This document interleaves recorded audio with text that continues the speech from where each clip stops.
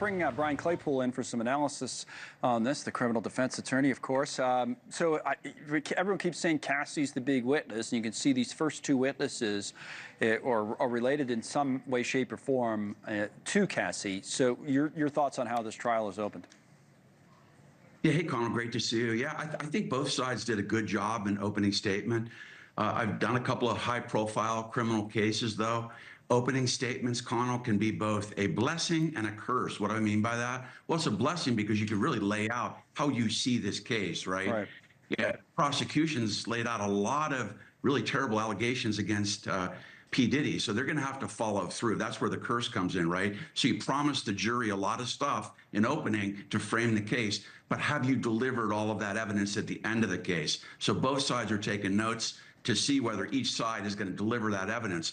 But look, in my opinion, this entire case boils down to one fact: consent, consensual.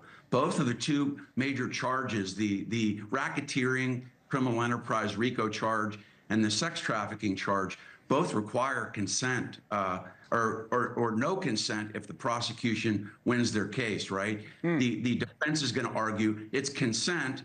P. Diddy's a horrible guy. He's an abuser. He's a bad guy. He's a manipulator. But the victims consented. That's why Cassie's testimony could be the most important testimony in the case. Because if she walks in there, comes off very credible, very believable, very sympathetic. She's pregnant, by the way. Yes. Defense can be very careful in cross-examining her. And she says that I didn't consent. I was drugged.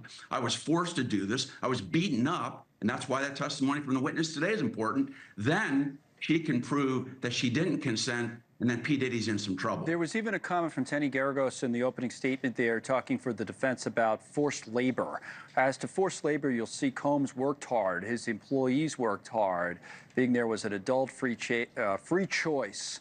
Like everything else in this case is, to your point, Brian, right there, like everything, it's free. It's about whether it's free choice. Consent was the word you used, but it's been the theme.